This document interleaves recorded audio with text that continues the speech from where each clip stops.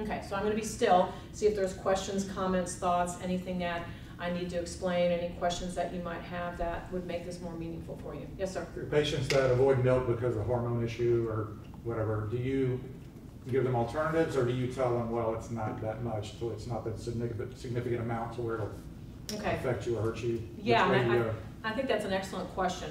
So if we look at the science, yes, there are hormones in every lactating mammal, period. So if you were breastfed, there were hormones in your milk, and you had receptors for those hormones in your body. So we don't tell people don't breastfeed your babies because of hormones in the milk, because there was an advantage to those hormones being there. In the dairy industry, there are hormones in lactating cows, and the difference is we don't have receptors for those hormones. So when people say, well, one of the reasons why kids are becoming so obese is because of the hormones in milk, let's be realistic here.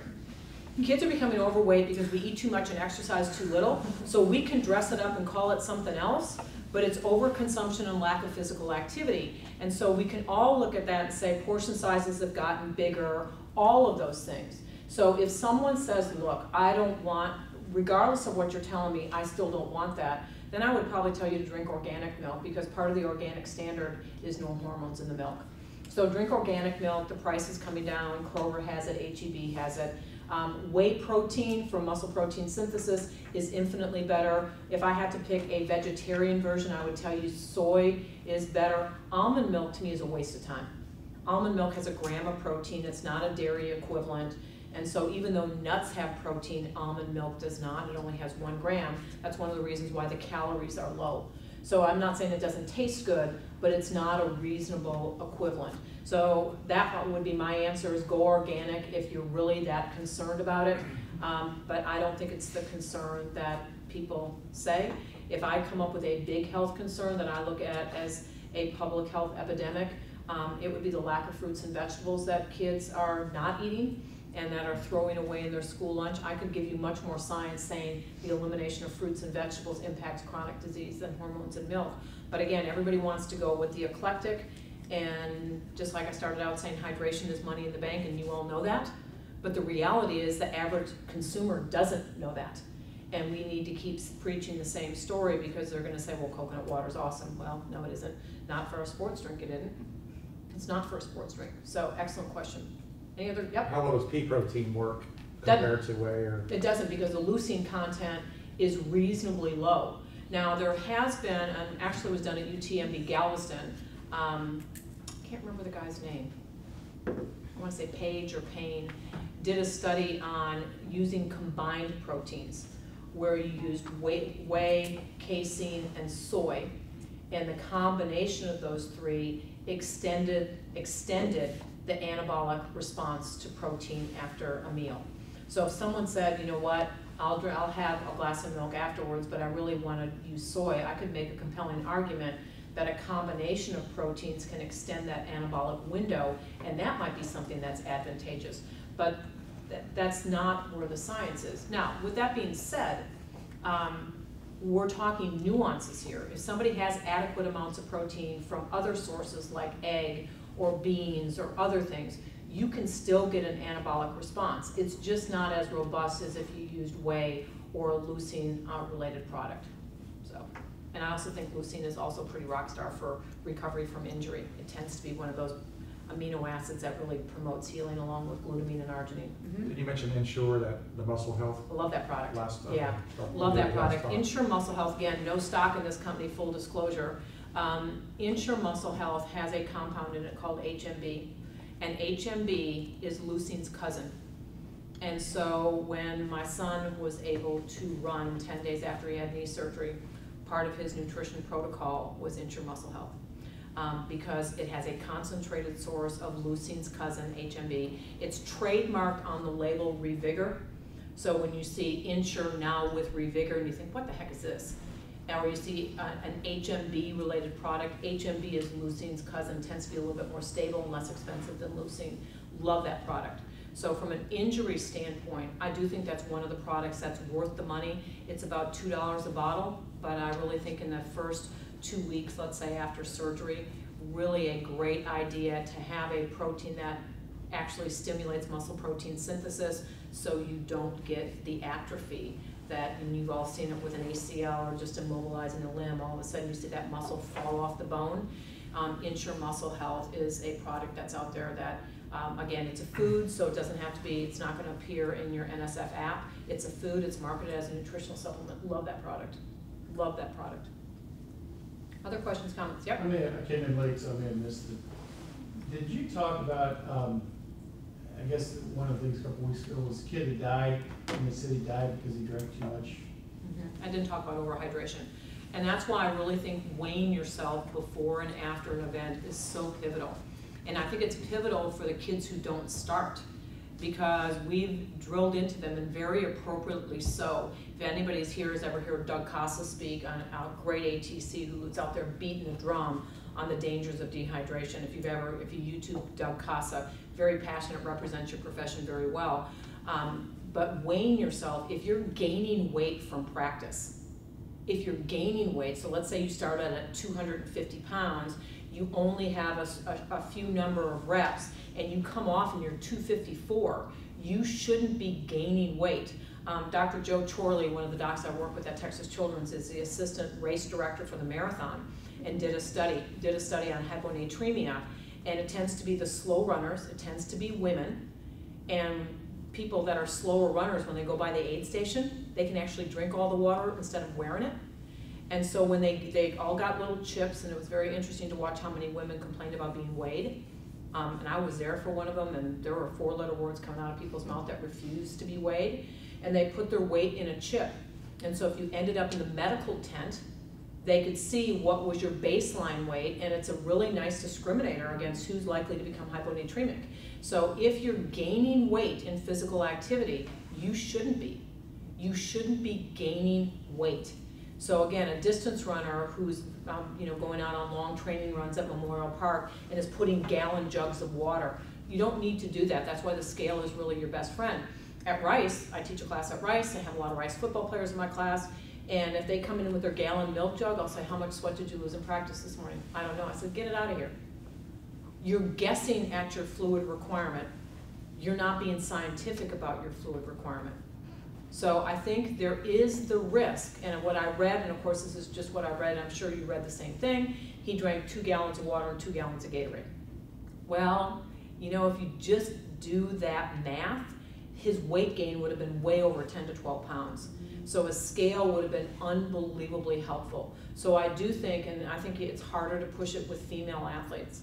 So everybody should have a scale in their athletic training office. There should be a scale in the gym when people dress out. And we need to preach the fact that this is very low skill, but very high yield. And that's one of the ways that we prevent hyponatremia, and it's one of the ways that we can catch the people that dump a ton of sweat in practice that we might not know. So pre and post weights exercise are pretty important. I guess my question, or my concern is that I think people look at that though and say, oh my God, we're drinking too much. Yes. So therefore they cut back. Yes. And the tendency is to be underhydrated than Absolutely. to be overhydrated. Absolutely. And I think that's something, people will see that, or parents will see it, oh, you're drinking too much. Yeah. And the fact of the matter is they're probably not. And again, when we talk about urine color, if you look at ACSM's guidelines, people talk about urine color, and really your urine should be pale yellow to straw color, but the only real urine that counts is first morning, because that's a reflection of your fluid intake yesterday. If I have a dark concentrated urine this morning and I came in here and drank 3 bottles, within about an hour, my urine is going to start to dilute, not because I rehydrated the tissues, but because I drank so much water, the kidney's job is to clear the excess fluid. So I'm diluting my urine, but I haven't rehydrated. So that first morning urine color, and this actually comes from a guy by the name of Lawrence Armstrong at UConn, and he came up with the urine color chart. And I think as a parent handout, giving everybody a urine color chart and say, if you wake up in the morning and your urine looks like apple juice or darker, I don't care what you thought you drank yesterday, it wasn't enough. And again, if you can't bring a water bottle into the classroom because of school restrictions, say every time you pass that water fountain, you stop and give me 8. 1, 2, 3, 8 big gulps, and then you go, because that's at least 8 ounces of fluid. So if you're not on a block system and you're changing classes, it's a way of getting fluid exposure on an hourly basis, not just first thing in the morning, lunch, and then I'm going to drink when I get to practice. For these unbelievably high sweaters, it's not going to correct the dehydration. And then parents, as you said, get the information you're drinking too much. Well, like I said, in South Texas, we drip. We don't cool off with our sweat. Maybe you do in Colorado or Montana or a place where the relative humidity isn't very high, but not in Texas. Not in Texas. And so our sweat loss is ineffective at cooling, so we just make a lot of sweat in an attempt to cool ourselves off. Great physiology, but this humidity is the killer here in South Texas. Excellent. Another important point, and you may have touched on this, is, you know, so many are, I mean, when you start your season, especially football, I think the number's like 80% of the kids that come in the first day are already dehydrated before they ever get started. Right. And again, I think part of this is where they get their nutrition information from. And I'm sure for those of you who are in here who are parents, and particularly parents of teenagers, you have to kick their rear ends every once in a while. And just because you don't want to do it doesn't mean you don't have to do it. So if you don't want to go and do your off-season training program, I always said to my kids, if you don't follow the coach's instructions, I'm going to tell you, I'm not signing the paper. You have to go out and put yourself in the best position of not getting ill, and it's not the school's responsibility. It's not this, in my mind, when you're coming to 2-day football practices and you've been off for 2 months, it's not the school's responsibility. That nutrition education had to occur at home. And if it doesn't, or there's not this push, or let's be generous, and there's a knowledge deficit, then I do think, as a sports dietitian, it is my responsibility to educate parents on what a preseason training program needs to look like from a food standpoint, not the rest of it. But I think oftentimes you guys are stuck with the fact that kids come in and they're not in shape, they're not in condition, and they're dehydrated. And then you're countering the media. You're countering the media. You got one more battle to fight. One more battle to fight. And I always say I'm countering the diet industry. You know, I'm always going to have a job because there's always going to be something out there that's outrageous, and it's just going to keep you in business. Roberta, you talked a little bit about it earlier about the sodium. I think there's been a push because of, say, the African American community and high blood pressure. They don't need it, Yeah. but if you look at those kids, we get that their shirt is a salt lick when they're done, and they go, I can't have any salt. Yeah. You know, there's that misconception there that they've got to add it back in. Right, great point. And when you look at, if we step away and look at the dietary control of high blood pressure, there's a lot of different variables. One, it's reduction of sodium, and that's what everybody kind of, you know, jumps onto. But there's also the need for increased potassium, increased magnesium, increased calcium, increased vitamin D, and the limitation of alcohol. So when we look at all the other dietary variables, there's a ton. So working in the NFL, that's over 70% African American, and I had high crampers. I said, look, here's what we're going to do. We're going to prevent the cramping, but we're also going to take care of your risk of high blood pressure. And one of the big risks that's oftentimes not addressed very frequently, and again, I was very blessed to work for Bob McNair, was the role of vitamin D in blood pressure control. And if you look at the scientific data on vitamin D deficiency, much more prevalent in an African American or a person of color community because it's made by the sun. So in 2009, 2008 actually, I had an idea to test the Texans. And I got a lot of pushback saying, well, you know, they play outside. Players really didn't like the bubble because they'd rather play on real grass other than artificial turf, blah, blah, blah. And we live in South Texas, we're close to the equator, our sun exposure is there. And 41% of the team was deficient. And we were the first team in the NFL to do that, and actually we're trying to get that published in the Journal of Athletic Training, myself and Jim Muntz, who's the team internist. And there was a nice correlation between vitamin D deficiency and high blood pressure. And so the guys who are more likely to be hypertensive were also more likely to be vitamin D deficient. And so unfortunately, since vitamin D is made in your skin, if the more color in your skin, and again, it's just not African Americans, you could be Latino, Indian, there could be lots of, anybody who has dark skin, that there is the need for extra vitamin D. So when I'm addressing parents I'll say there's a lot of things that we can do. If we add any fruit or vegetable to your son or daughter's diet, we're increasing the potassium. Magnesium is going to be found in whole grains and nuts and spinach. So we can increase those foods, and we can prevent high blood pressure in a different way other than sodium restriction. But if your son or daughter wants to go on and compete on a collegiate level, if they're always on the sideline, they're not going to do that. So let us be respectful of the fact that we want to address this, but not ignore the acute part is, as you said, they're a salt lick. And and I'm sure you've seen it, I've seen total body cramps where people can barely breathe because it's so bad, and a little bit of sodium isn't going to help. And I didn't mention this, but you know, if you look at Gatorade, it's 110 milligrams of sodium for 8 ounces. What's the amount of sodium in a glass of milk? Anybody know? Nutrition trivia again? 120. Milk actually has more natural sodium. 8 ounces of milk has more sodium than Gatorade does. If a slice of bread is 200, a bowl of Cheerios is 290, 3 ounces of ham is 900. There's a lot of places in the diet that you can get it, and that's one of the reasons people use pickle juice, because in a small amount of pickle juice, you're looking at close to 2,000 milligrams. Does it work? Yeah. Not because pickle juice is magic, because sodium is magic. So getting extra sodium, and I always say in teams that travel, when you go out to eat, I know you wouldn't do this, but if you went to Whataburger or McDonald's and they have those little individual salt packets, take them. Because that's a measured amount of sodium that you could add to a bottle of water or a bottle of Gatorade if you had a really cramp-prone athlete and you needed to do that sodium rescue. You don't want to guess on how much sodium, and salt is really inexpensive. And you don't have to go with the right stuff or Gator Lights or anything else if that's not within your budget. Table salt is sodium, and a teaspoon of salt is 2,000 milligrams. And so you can get a whole lot of sodium in somebody pretty quickly with just regular table salt.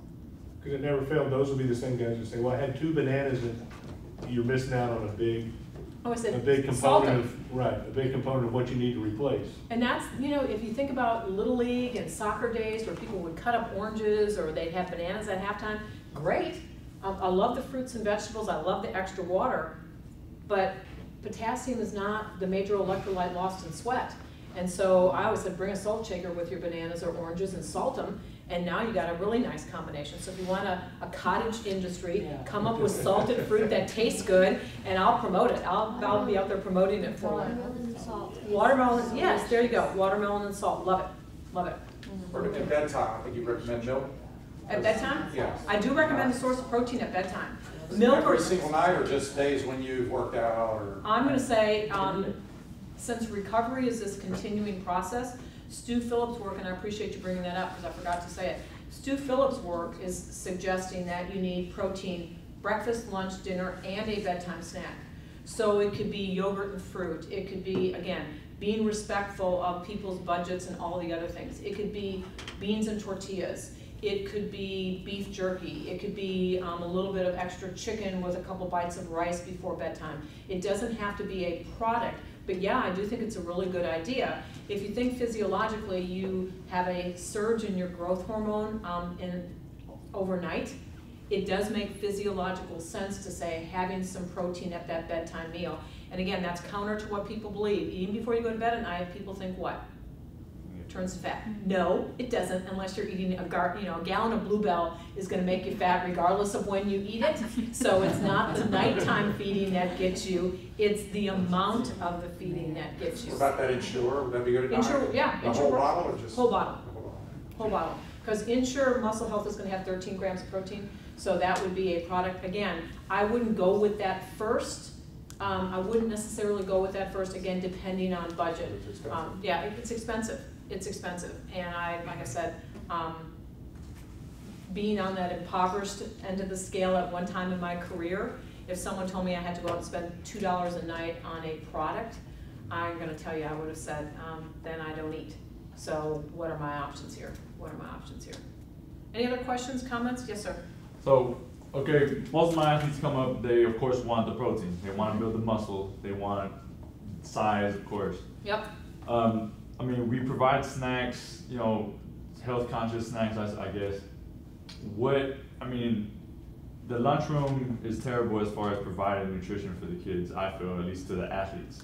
It's not enough calories Right. under the new regulations. Right. It's not enough calories. So, Yeah. I mean, I mean, I guess, can you throw out some more snacks that we can give some kids? Kids, I mean, obviously, I mean, we've done a pretty good job of getting little things to these kids.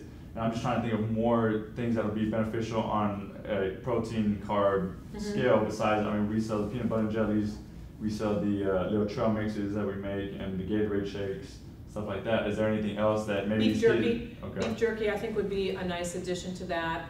And this is something they're buying after school. They're buying it throughout the school throughout the day, day. so that's why we String provide cheese, it if you have refrigeration. Nature Valley granola bars have now come out with granola bars with 10 grams of protein. Right. And so I would say those would be beneficial. And I truly do think, and this is I'm gonna say education theory maybe, that when you link your education with your food source. So if you had, do you know? We have both. You've done that? We do, that and as well. then that's we're doing that Yeah. this weekend. And I'll throw something else out to you. I don't know, it's in the works, and it may come, and if you're interested, I'll give you my card afterwards. Gatorade is actually sponsoring something here in Houston called the Sports Fueling Project. And what this is a project where they will partner dietitians who want to be sports dietitians under the mentorship of an established sports dietitian. They are furnishing them 6 hours a month to high schools that would want them to come. So if anybody would say, hey, you know, this comes to be, please let me know, I would love to have, and then I could see someone coming out and doing all that work for you and coming up with a fueling station and some nutrition facts to go along with it, so you actually cued me. It's supposed to launch in Houston next week, and I'm the person that's supposed to give the talk to the dietitians, and I haven't really heard back from Gatorade, and I said, well, what are my schools? What high schools are we partnering with? And I emailed them last night and I said, look, I'm going to Pasadena ISD tomorrow. I'm going to mention this. If you don't want me to mention it, please let me know. But if anybody would say, yeah, we'd love to have free labor, because that's what it is free labor, to provide nutrition education at your site, not just you having to come to me, but at your site with your own unique things within your school. I'll give you my TCH card, and if it comes to be, I'll just say, look, I've got some people interested in Pasadena ISD that would be more than happy to have it. So Gatorade is really trying to, and again, I will tell you they are paying me to do this talk, but they've also heard me say Gatorade is not appropriate at lunch, Gatorade is not a sport, and they have no problems with me saying it, 0 problems with me saying it. So that's one of the reasons I agreed to do it, is that they don't filter my message, because there's times I really recommend their product, and then there's times I damn their product. So the Sports Fueling Project is, again, supposed to kick off next week. And again, I'll just, you know what, I'm just gonna give everybody my card. Roberta, you talked about the NSF app. Yep. When I used to have the opportunity to talk to you a bunch, you had a stat that something like 20% of the supplements, if you took them, you would test positive. That's about right.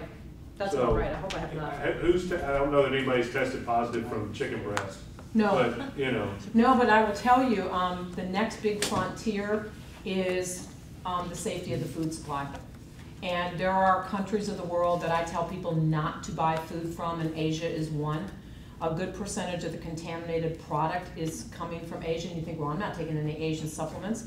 Call your herbal supplement company, whatever herbs you take or whatever herbs your family members take, and ask country of origin. And there's a really good chance you can't get it. And so when athletes would say, I want to take, I'll use an example, Alive vitamin. Alive's got a lot of herbs in it. And I had to call the company and say, what is the country of origin? And what I got was, we're organic. I said, well, that's nice, country of origin. And I finally drilled down, they said they're all American grown. I said, that's what I needed to hear. And we don't have, as a country, a stellar, perfect food supply, food safety profile, because you see all the listeria and salmonella and things like that. But we tend not to have anabolic steroids in our food supply. And I think when you saw some of the stuff that came out from Europe with clenbuterol being in pork, and clenbuterol is a banned substance, being in pork, and some of the Spanish riders, the cyclists that are over there, and actually the pork tested positive for clenbuterol. I think that's going to be the next problem, is the integrity of the food supply. So when I've had either my son's friends or some rice athletes who want to go and try and run professionally in Europe, I got to tell you, they're all bringing their own oatmeal, they're packing all these dry foods, because there is a little bit of concern on the safety of the food supply the farther away you get from the United States, which is, again, I'm gonna say that's gonna be the next frontier. So for the last 5 years that I was at the Texans, and certainly currently at the Astros, we source no seafood from Vietnam, China, anything like that. I just said I don't want it in the building because of some of the antibiotic dumps and other things that have been in the Asian waters. I don't want it. And so when you go and buy crawfish at H-E-B and it's $8 a pound, flip it over. It's from China or Vietnam. If you have to pay $15 a pound for your crawfish, it's from South Louisiana. And there's a difference in the way we treat water and all those other things. So I think there's a problem with that. I think there's a big problem with that. Other questions, comments? So I think everybody got my card, and so if you're interested, just shoot me an email. That's going to be the easy one. Please don't call me because I'm never there to answer my phone. But if you're interested, and just say, hey, Roberta, I heard you talk this morning, if this comes to be, and then if Gatorade says, yeah, we're good to go, I'm going to say, here's a list of the ATCs that would really like to have a dietitian come out to their school. Yep. I don't know, like you had mentioned the board or whatever. Is there, I mean, I don't know if you have a website or something. Is there something, or would you be able to suggest some nutritional facts or a website that can give us stuff, factual stuff that are real good? Because I know that worked good for a lot of kids when we had it last year. Am I paying you to set me up for the next question because you're setting me up for something I forgot to say? My professional organization, just like doctors specialize, PTs specialize, so do dietitians. And my professional organization is called SCAN.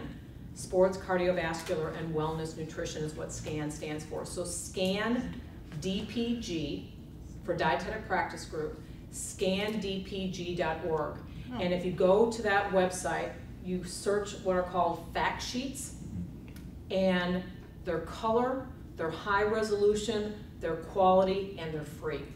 So if you wanted something on anemia, or you wanted something on good pre-game meals, and you didn't want to create it, you didn't want to create the handout, these are all evidence-based handouts written by sports dietitians and designed to be used by strength coaches, ATCs, physicians, clinics, as a service to the industry, hoping that if you had an athlete that you really couldn't solve the problem and you couldn't figure out a nutrition plan for them, or you didn't have the time, that you would refer to a board-certified sports dietitian, and that would be the goal. So it was our educational mission, and that's why I said you set me up, because they're beautiful. So there's nutrition for recovery, there's a vegetarian athlete, there's lots of things that come up that you just go to scandpg.org, search fact sheets, print them out.